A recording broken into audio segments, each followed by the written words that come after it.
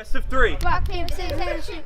Rock, paper, The 2018 flu season has been one of the worst that doctors have seen since the swine flu epidemic in 2009, according to the U.S. Centers for Disease Control and Prevention's Director Anne Choquette.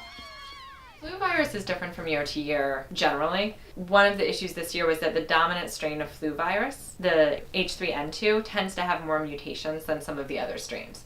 So it's more difficult to have a vaccine that has a good predictability of prevention for that strain if it's mutated. There's always a flu spike during the winter, and that's what we saw this year, but that one strain, the H3N2, seemed to be particularly virulent, especially in kids. So there is a range of, sadly, pediatric flu deaths every year, and this seems to be in the mid to upper end of the range that we've seen in the past.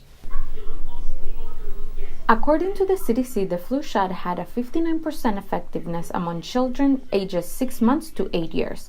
As of March 10th, there were 128 pediatric deaths reported due to the flu and flu-like symptoms. Of those 128, a small percentage is believed to have gotten the flu shot.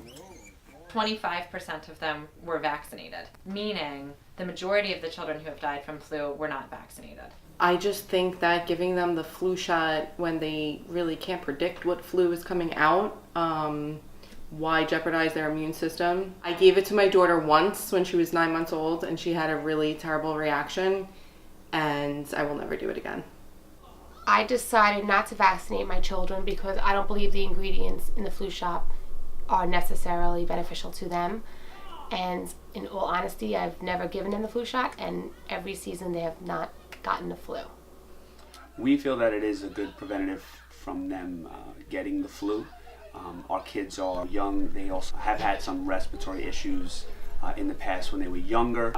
I know this year especially, seeing the number of people passing from the flu, how it has affected a lot of people, I think that it only has, strengthened my belief in that my kids, should be getting the shot.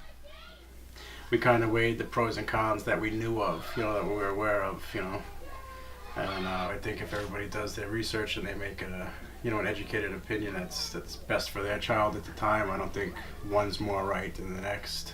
I don't know if there is a right or a wrong. I think it's just what you think is best for your kid. Young children, especially those under 5, but like I said, more particularly under 2, are at higher risk for complications generally. They're more immunocompromised. They don't have immunity to a lot of other infections yet. As I said, they can dehydrate quickly. So the hope is to protect them with things like the vaccine so they're less likely to have complications. The American Academy of Pediatrics encourages all parents to vaccinate their children against the flu, but ultimately it is up to the parents to attend to their children's unique condition. For Brooklyn College News, this is Shirley Navarro.